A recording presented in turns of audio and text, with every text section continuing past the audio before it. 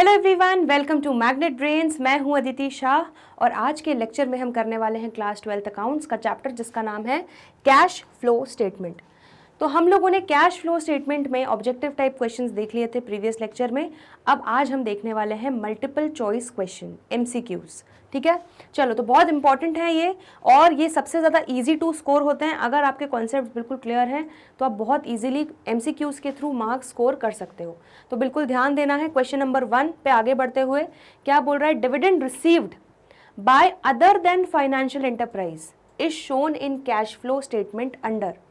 अगर एक एंटरप्राइज है जो अदर देन फाइनेंशियल है, मतलब नॉन फाइनेंशियल नेचर का है, जिसका मेन काम सिक्योरिटीज में ट्रेडिंग करना नहीं है, ठीक है, अगर उनको डिविडेंड रिसीव हो रहा है तो वो कौन से एक्टिविटी का पार्ट होगा?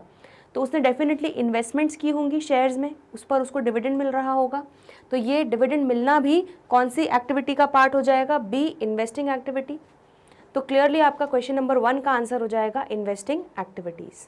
क्लियर हो गया? चलो, question number 2, dividend received by financial enterprise is shown in cash flow statement under. अब यहाँ पर अगर फाइनेंशियल एंटरप्राइज को डिविडेंड मिल रहा है, ठीक है, जो उसने सिक्योरिटीज़ खरीदी हैं, उसको आप कौन सी एक्टिविटी के अंडर दिखाओगे? तो एक अगर फाइनेंशियल एंटरप्राइज है, उसको डिविडेंड मिल रहा है तो वो उसका ऑपरेशन से रिलेटेड है, तो वो क्या हो जाएगा? Operating activities. क्लियर हो गया? तो क्वेश्चन नंबर 2 का आंसर क्या हो जाएगा? ए।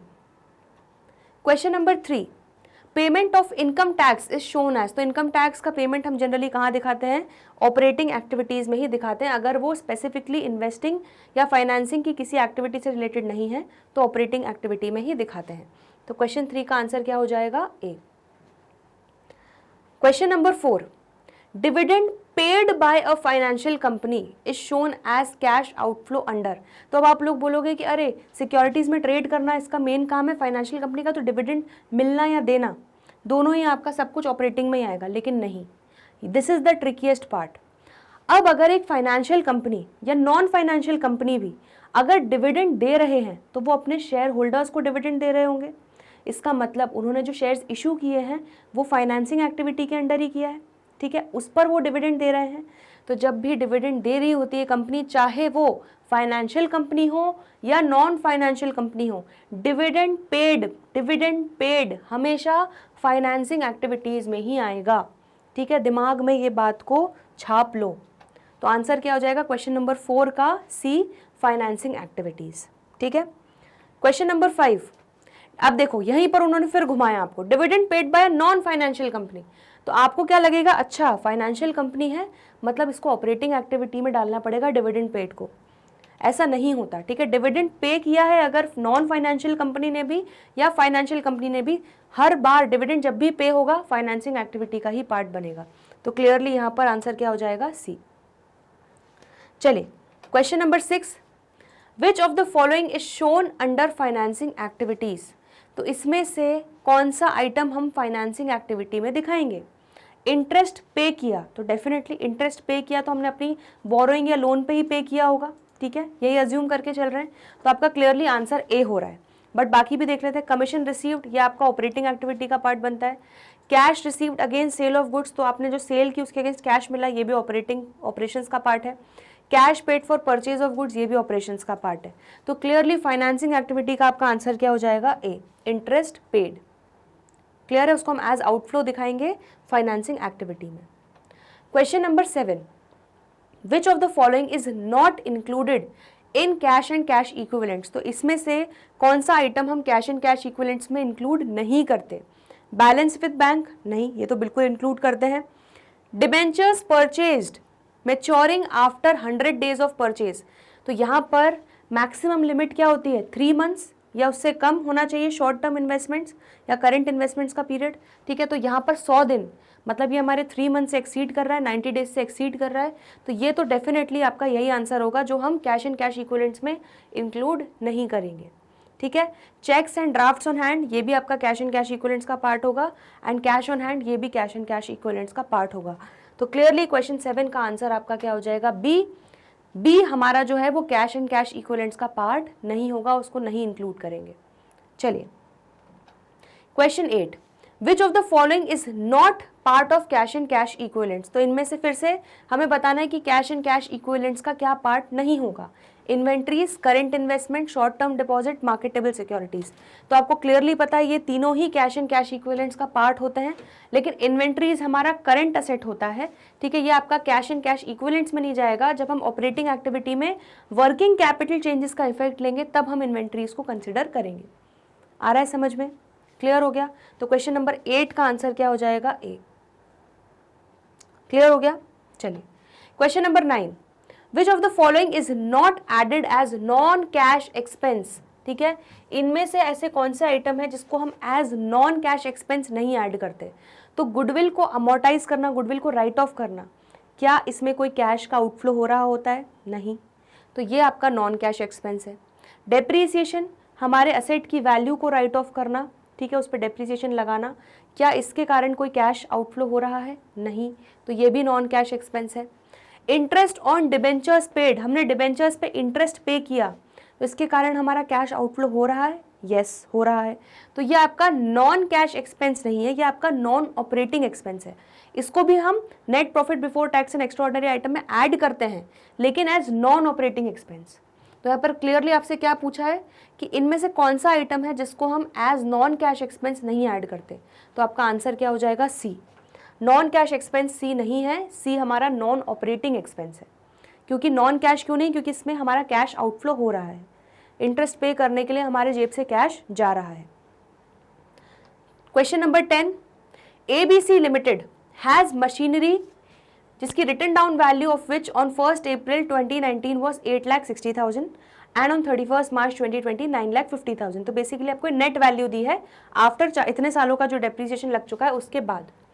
Depreciation for the year was, ये होगा 40,000, ठीक है, तो depreciation for the year was 40,000। In the beginning of the year a part of machinery was sold for 25,000 which had a written down value of 20,000।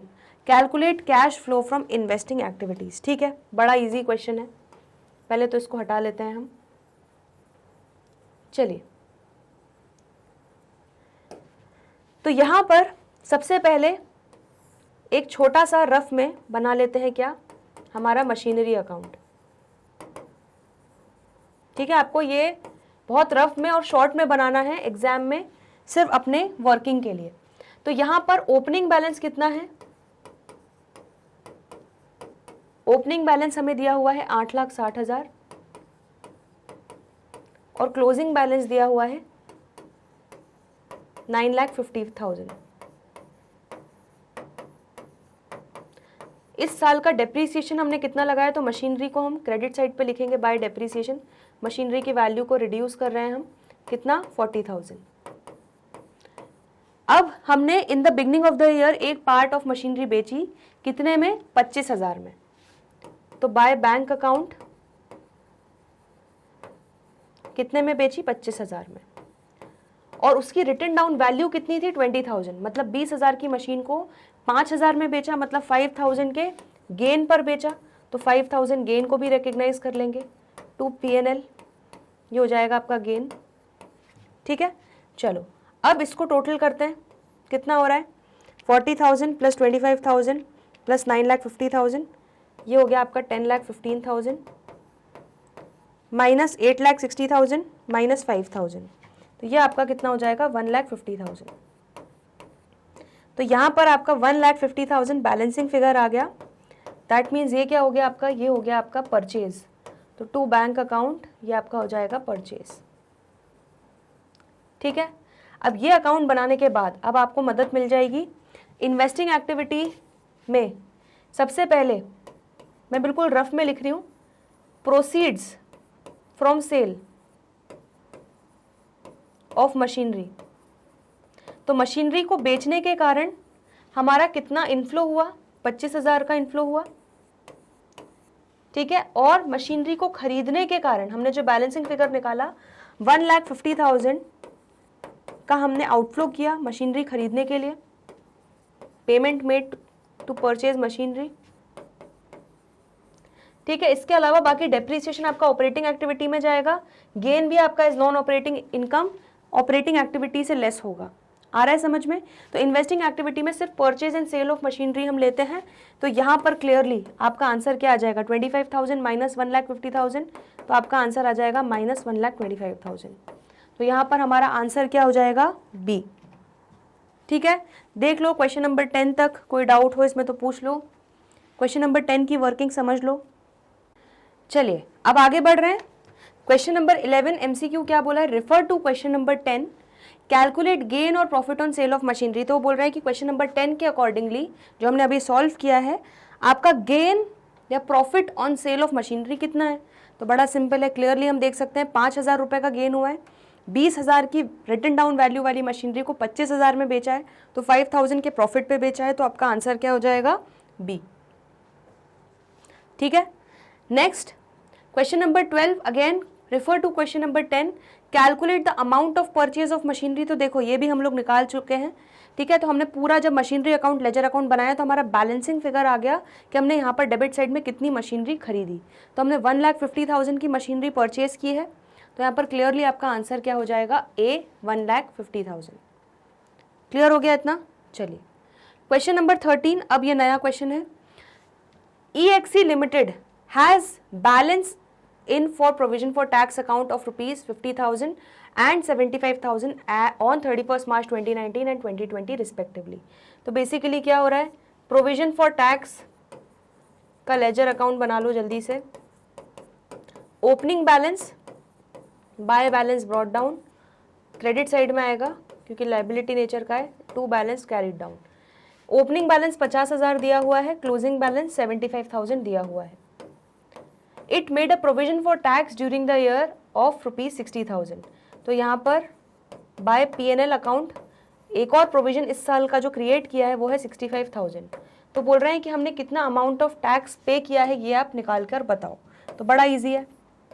ठीक है, 65,000 प्लस 50,000 ये कितना हो जाएगा, 1,15,000।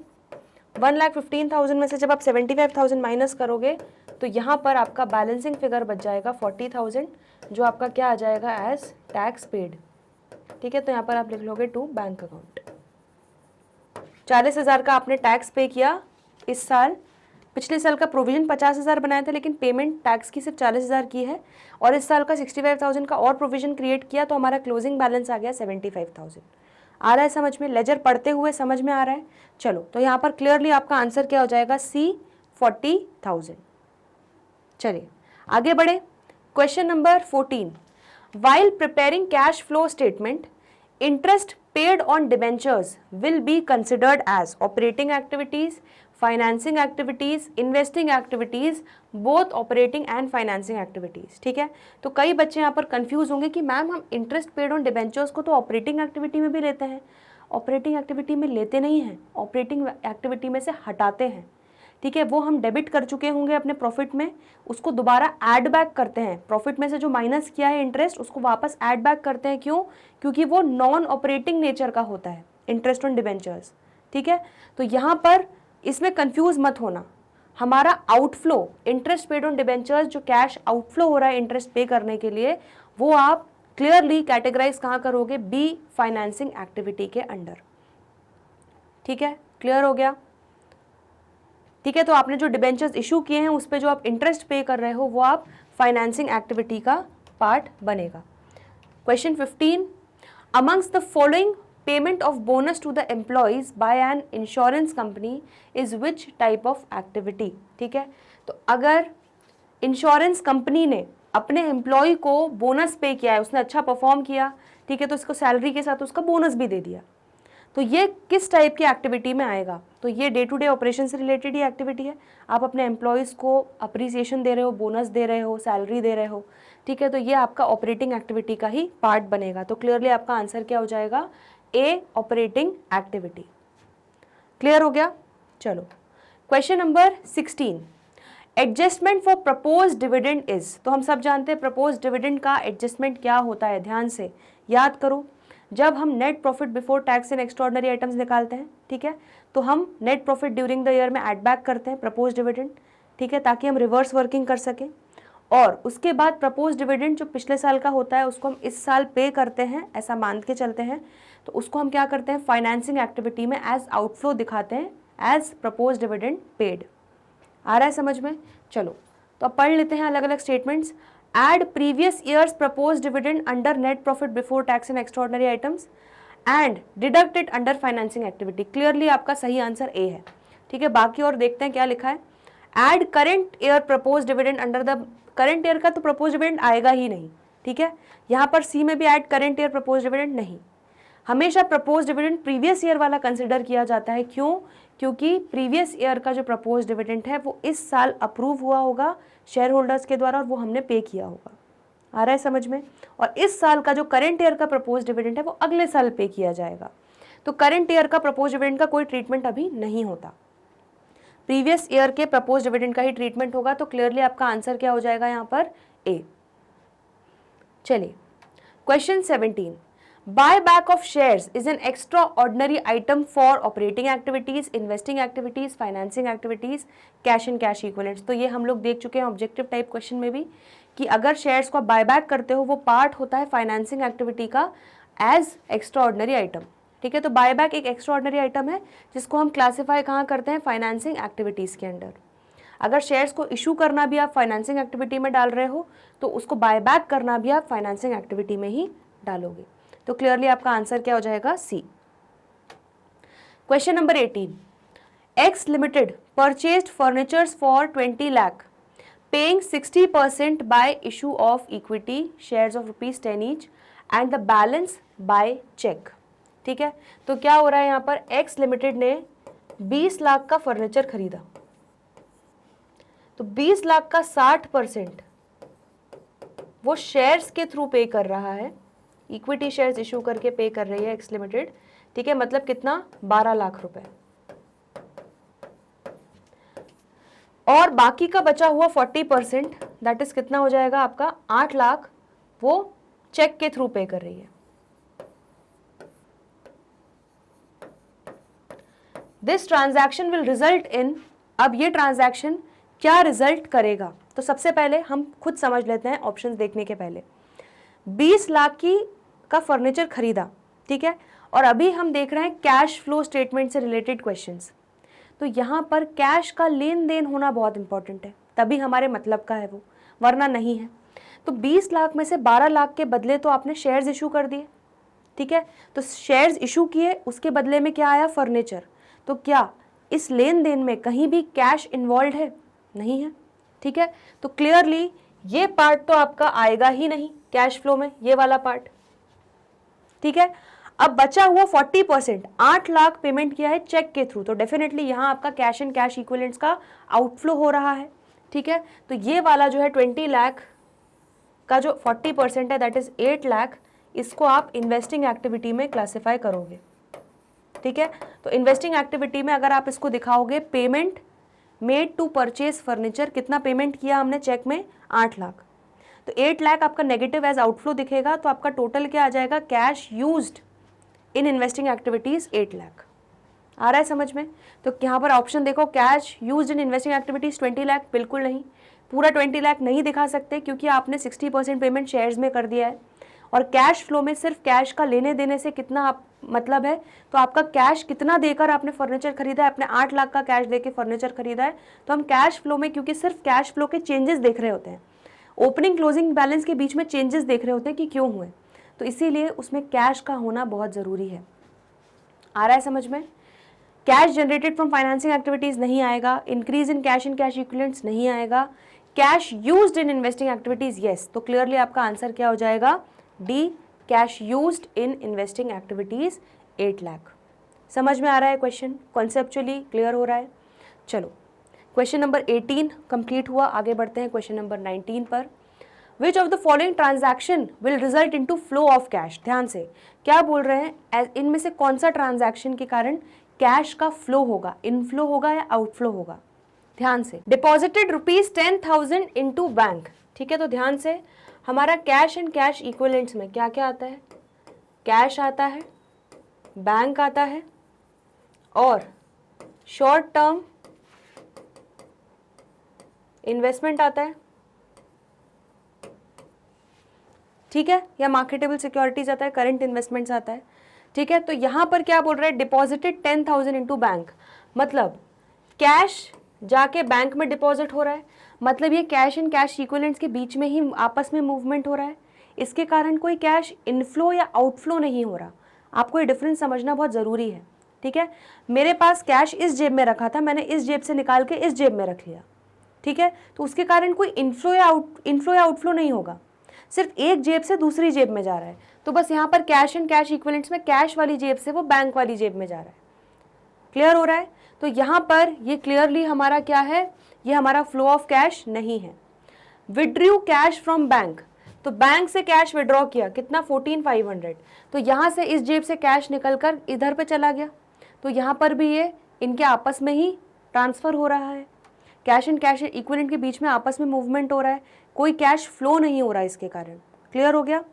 चलिए, sale of machinery of the book value of ₹74,000 at a loss of 9,000। Yes, तो आपने एक मशीनरी थी जिसकी बुक वैल्यू थी 74,000 को, उसको आपने बेच दिया 9,000 के लॉस पे, ठीक है। क्लियर हो रहा है? तो इसका मतलब आपने इसको 65,000 पर बेच दिया होगा, तो 65,000 की मशीनरी बेची, आपको पैसा मिला होगा, कैश इनफ्लो हुआ होगा, तो डेफिनेटली सी में आपका कैश फ्लो हो रहा है। डी देख लेते हैं, converted ₹2 lakh 9% debentures into equity shares, तो डिबेंचर्स कन्वर्ट होके डिबेंचर्स रूप धारण कर रहे हैं इक्विटी शेयर्स का, ठीक है, उसमें कहीं भी कैश का लेन देन नहीं हो रहा, तो क्लियरली यहाँ पर आपका आंसर क्या हो जाएगा? सी। समझ में आ रहा है क्वेश्चन 19? क्लियर हो गया? चलो, तो कैश फ्लो और आपस में कैश एंड कैश इक्विवेलेंट्स में मूवमेंट को आपको कैश फ्लो नहीं समझना है। Question number 20, Koval limited is a financing company, ठीक है, तो कोवल लिमिटेड एक फाइनेंसिंग कंपनी है, under which activity will the amount of interest paid on loan settled in the current year be shown. तो कोवल लिमिटेड एक फाइनेंसिंग कंपनी है, तो उसके लिए लोन लेना देना जो है उसका मेन ऑपरेशंस होगा। तो अब उस लोन पे अगर इंटरेस्ट पे कर रही है तो उसको हम कहाँ दिखाएंगे? तो क्लियरली इसके डे टू डे ऑपरेशन से रिलेटेड है लोन लेना देना, ठीक है, बोरोइंग्स करना, लोन देना, तो ये हमारा ऑपरेटिंग एक्टिविटी का ही पार्ट हो जाएगा, उस पर जो इंटरेस्ट दे रहे हैं। क्लियर हो गया? क्वेश्चन नंबर 20 का आंसर हो जाएगा D. Question number 21, GSC limited purchased machinery of 10 lakh issuing a cheque of 2,50,000 and 10% debentures of 7,50,000। देखो फिर से वही सेम बात बोली है, 10 लाख रुपए की मशीनरी खरीदी जिसमें 2.5 लाख रुपए हमने चेक के थ्रू दिया एंड बाकी का 7,50,000 जो था वो हमने उसके लिए 10% डिबेंचर्स इशू कर दिए। अब वो बोल रहे हैं in the cash flow statement the transaction will be shown as, तो बड़ा सिंपल है, ये जो 7,50,000 है इसको तो हम कंसिडर करेंगे ही नहीं कैश फ्लो में, क्योंकि क्या ये 7,50,000 में जो हम डिबेंचर्स इशू कर रहे हैं उसके बदले 10 लाख की मशीनरी मिल रही है, लेकिन इसमें कुछ भी कैश इन्वॉल्व है क्या? कैश का लेना देना नहीं इन्वॉल्व है। लेकिन हाँ, यहाँ पर 2.5 लाख हमारा चेक जा रहा है, मतलब हमारा पेमेंट जा रहा है, तो हमारा कैश फ्लो हो रहा है, कैश आउटफ्लो हो रहा है। तो क्लियरली आप इन्वेस्टिंग एक्टिविटी में 2.5 लाख को एज कैश आउटफ्लो दिखाओगे, नेगेटिव में दिखाओगे, तो आपका इन्वेस्टिंग एक्टिविटी क्या हो जाएगा? यहाँ पर देख लेते हैं option. Outflow under investing activity 10 lakh, बिल्कुल भी नहीं, 10 लाख पूरा आउटफ्लो नहीं दिखा सकते इन्वेस्टिंग एक्टिविटी में। Inflow under financing activity as receipt for debenture 7,50,000, A तो बिल्कुल गलत है, ठीक है। B, outflow under investing activities ₹2,50,000, बिल्कुल परफेक्ट, ठीक है। यहाँ पर आप ये मत समझना कि डिबेंचर्स इशू कर रहे हैं 7,50,000 तो हम फाइनेंसिंग में भी दिखा देंगे। फाइनेंसिंग में 10% डिबेंचर्स इशू किए वो तब दिखाओगे जब उसके बदले कैश मिलेगा, तभी हम लिखते हैं proceeds from issue of 10% debentures. Proceeds मतलब उससे हमें पैसा मिल रहा है, कैश इनफ्लो हो रहा है। आ रहा है समझ में? तो यहाँ पर क्लियरली आपका आंसर क्या हो जाएगा? आउटफ्लो अंडर इन्वेस्टिंग एक्टिविटी 2,50,000, ठीक है, आपका ऑप्शन हो जाएगा बी। चलो next, question 22, angel limited a stock broker purchased ₹5,000 shares of Tata Housing Limited. It is operating activities, investing activities, financing activities, general activities. तो जनरल एक्टिविटीज़ तो पहली बात कुछ होता नहीं है, ठीक है। अब यहाँ पर ध्यान से सुनो, यहाँ पर एक स्टॉक ब्रोकर तो है, इसने 5,000 शेयर्स खरीदे हैं टाटा हाउसिंग लिमिटेड के, लेकिन उन्होंने ये नहीं बताया उसको बेचने के लिए खरीदा, किस चीज़ के लिए खरीदा, तो हम ये मान के चल रहे हैं उसने अपनी पर्सनल इन्वेस्टमेंट के लिए खरीदे। आ रहा है, भले ही वो स्टॉक ब्रोकर है, लेकिन इतना ये जो इतने सारे शेयर्स ₹5,000 के जो शेयर्स खरीदे उसने टाटा हाउसिंग लिमिटेड के, उसको ट्रेडिंग पर्पस के लिए लिया है, सेल पर्पस के लिए लिया है, कुछ भी नहीं बताया। तो यहाँ पर आप बुक में आपको आंसर दिया गया है बी, इन्वेस्टिंग एक्टिविटीज़। ठीक है, क्योंकि क्वेश्चन थोड़ा इनकम्प्लीट है, क्लियर नहीं है उतना। चलिए आगे बढ़ते हैं क्वेश्चन नंबर 23 पे।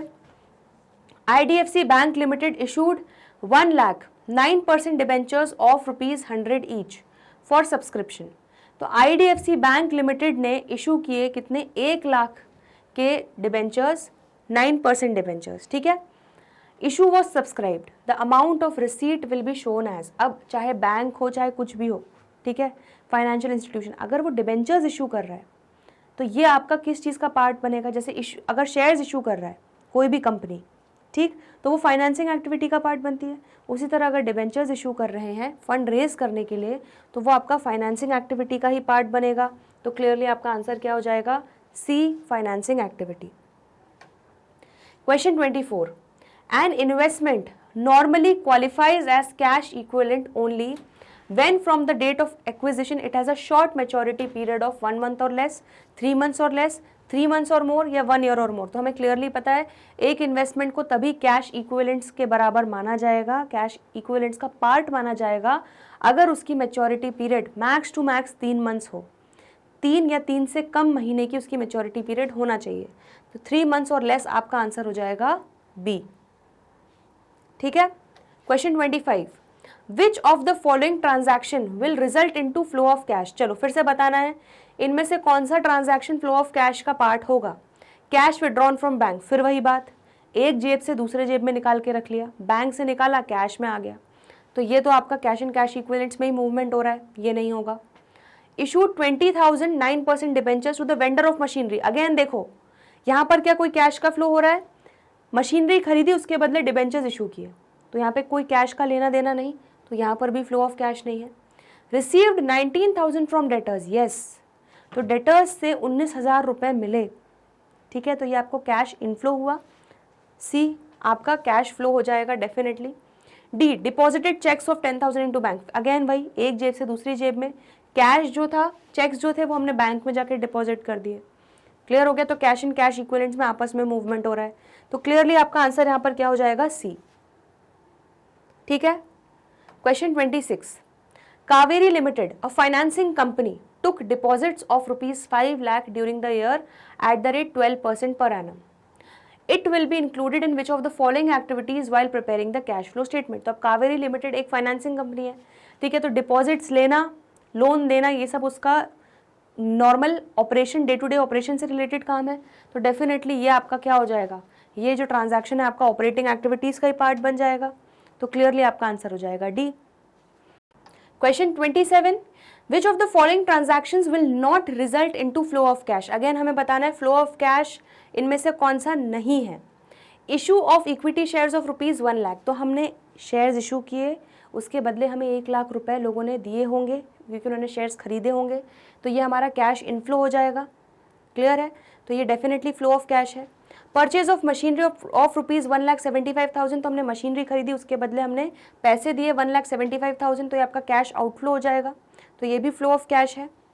रिडेम्पशन ऑफ 9% डिबेंचर्स ऑफ ₹3,50,000, तो हमने अपने डिबेंचर्स रिडीम किए, हमने पे बैक किया बेसिकली 3,50,000, तो आपका कैश आउटफ्लो होगा। आ रहा है समझ में। Cash deposited into bank ₹15,000, again ये सेम वही बात हो गई, एक जेब से दूसरी जेब में पैसे डालना, ठीक है, तो आपने कैश जो है वो बैंक में डाल दिया, तो ये आपका कोई फ्लो नहीं है, ये आपका विद इन मूवमेंट है कैश एंड कैश इक्विवेलेंट्स के। आ रहा है समझ में, तो ये तीनों फ्लो ऑफ कैश हो जाएंगे, बट डी नहीं होगा। तो आपको पूछा है कि कौन सा फ्लो ऑफ कैश नहीं है, तो आपका आंसर हो जाएगा D. Question 28, paid ₹7 lakh to acquire shares in KL limited and received a dividend of ₹20,000 after acquisition. These transactions will result in, ठीक है, तो यहाँ पर हमने एक कंपनी है KL लिमिटेड, हमने 7 लाख रुपए दिए, ठीक है, तो यहाँ पर लिख लेते हैं आप, या तो हम डायरेक्टली लिख लेते हैं 7 लाख रुपए हमने दिए उसके शेयर्स खरीदने के लिए, तो 7 लाख का क्या हुआ, आउटफ्लो हुआ, और हमें उन शेयर्स पर 20,000 का डिविडेंड मिला, तो 20,000 का क्या हुआ, इनफ्लो हुआ। तो क्लियरली -7 लाख प्लस 20,000 आपका आंसर क्या आ जाएगा, -6,80,000। तो ये आपका इन्वेस्टिंग एक्टिविटी का पार्ट बन जाएगा। आपने किसी कंपनी में इन्वेस्ट किया, उनके शेयर्स खरीदे और उस पर आपको डिविडेंड मिला, तो ये दोनों ही, एक ये कैश आउटफ्लो हो जाएगा अंडर इन्वेस्टिंग एक्टिविटी और ये हो जाएगा cash inflow under investing activity. तो जब आप नेट निकालोगे तो आपका cash used in investing activities कितना आ जाएगा, 6,80,000। तो यहाँ पर देखो ध्यान से, हमारा ऑप्शन कौन सा हो जाएगा, D, cash used in investing activities 6,80,000। Clear हो गया। चलिए क्वेश्चन 29 क्या बोल रहा है, बैलेंस शीट एक्सट्रैक्ट दिया हुआ है हमें जिसमें 12% डिबेंचर्स दिया है। 31 मार्च 2019 को ओपनिंग बैलेंसेस दे दिए गए हैं और 31 मार्च 2020 को हमारे क्लोजिंग बैलेंसेस दे दिए गए हैं। ठीक है, तो 2 लाख के डिबेंचर्स थे ओपनिंग और अब कितने बचे, क्लोजिंग 1,60,000। इसका मतलब 40,000 के डिबेंचर्स हमने क्या कर दिए, रिडीम कर दिए। आगे क्या बोल रहे हैं, interest on debentures is paid on half yearly basis on 30 September and 31 March each year. ठीक है, तो हम क्या कर रहे हैं, हर साल जो ये कंपनी है ये इंटरेस्ट ऑन डिबेंचर्स देती है साल में 2 बार, 6 महीने में। ठीक है, तो पहली बार इंटरेस्ट देती है 30 सितंबर को, देन 31 मार्च को। तो 2 बार कंपनी इंटरेस्ट पे करती है। डिबेंचर्स को रिडीम किया गया है 30 सितंबर 2019, मतलब 6 महीने बाद रिडीम कर दिया गया। How much amount related to above information will be shown in financing activity for cash flow statement prepared on 31 March 2020। तो बोल रहे हैं कि कितना अमाउंट हम फाइनेंसिंग एक्टिविटी में दिखाएंगे एज कैश फ्लो। ठीक है, चलो तो यहाँ पर cash flow from financing activities के लिए सबसे पहले तो जो हमें क्लियरली दिख रहा है, रिडेम्पशन ऑफ डिबेंचर। तो रिडेम्पशन ऑफ 12% डिबेंचर्स हमारा कितना हुआ, 40,000 हमने रिडीम किया। 2 लाख के डिबेंचर्स थे, अब रिड्यूस हो गए 1,60,000 हो गए, तो 40,000 का रिडेम्पशन हुआ। अब इंटरेस्ट ऑन 12% डिबेंचर्स, तो इंटरेस्ट ऑन 12% डिबेंचर्स हमारा पहला फर्स्ट 6 मंथ्स, 1 अप्रैल से लेके कब तक, 30 सितंबर तक। ठीक है, जो 30 सितंबर को जो इंटरेस्ट पे करेंगे वो हम किस पे पे करेंगे, वो हम 2 लाख पे ही पे करेंगे। क्यों, क्योंकि हमने जो डिबेंचर्स रिडीम किए वो हमने 30 सितंबर को रिडीम किए, तो 30 सितंबर तक तो 2 लाख का बैलेंस था, तो 2 लाख पे 12% से 6 मंथ्स का इंटरेस्ट, तो कितना हो जाएगा, 2 लाख इंटू 12% इंटू 6/12, ये हो जाएगा आपका 12,000। तो 12,000 का आपका इंटरेस्ट हो जाएगा फर्स्ट 6 मंथ्स का। देन अगेन आप इंटरेस्ट ऑन 12% डिबेंचर्स पे करोगे, ये हो जाएगा आपका 1 अक्टूबर से 31 मार्च तक के लिए, अगले 6 महीनों का। ठीक है, तो 1 अक्टूबर 2019 से अब आपका डिबेंचर्स रिडीम कर चुके हो आप 30 सितंबर को, तो अब आपके डिबेंचर्स कितने बचे, 1,60,000 के ही बचे। तो यहाँ पर बाकी बचे हुए 1,60,000 डिबेंचर्स पे हम लगा देंगे 12% से, बाकी बचे हुए 6 महीने के लिए। तो 1,60,000 इंटू 12% इंटू 6/12, तो ये कितना हो जाएगा, 9,600। ठीक है, तो यहाँ पर बस इतना ही ट्रांजैक्शन है। अब टोटल आउटफ्लो देख लो कितना हो जाएगा, 40,000 गया, -12,000 गया, -9,600, तो आपका आंसर आ जाएगा -61,600। तो क्लियरली आपका आउटफ्लो हो रहा है 61,600 का cash flow under financing activities में। तो यहाँ पर आंसर देख लेते हैं, आउटफ्लो ₹40,000 नहीं, इनफ्लो नहीं, आउटफ्लो 61,600। तो क्लियरली हमारा यही आंसर आ रहा है, 61,600 का टोटल आउटफ्लो हो रहा है हमारा फाइनेंसिंग एक्टिविटीज़ में। तो आपका आंसर क्या हो जाएगा, सी। क्लियर हो गया क्वेश्चन 29। चलिए एक बार देख लीजिए, इसमें कोई भी डाउट हो तो पूछ लीजिए, बहुत ईजी क्वेश्चन था ये भी। चलिए तो अब आगे बढ़ते हैं। तो यहाँ पर हमारे MCQs कैश फ्लो स्टेटमेंट के कंप्लीट होते हैं। हमने सारे MCQs डिस्कस कर लिए, हमने सारे ऑब्जेक्टिव टाइप क्वेश्चंस भी डिस्कस कर लिए। ठीक है, तो आज के लिए इतना ही। आज के कोई किसी भी MCQs में आपको कोई भी डाउट हो तो प्लीज़ कमेंट सेक्शन में लिख दीजिएगा। ठीक है, बाकी के क्वेश्चंस जो भी हैं, जो भी इस चैप्टर से रिलेटेड चीज़ें बची हुई हैं वो करेंगे आने वाले अगले लेक्चर्स में। तो जल्दी मिलते हैं ब्रेक के बाद। देखते रहिए मैग्नेट ब्रेन्स, तब तक के लिए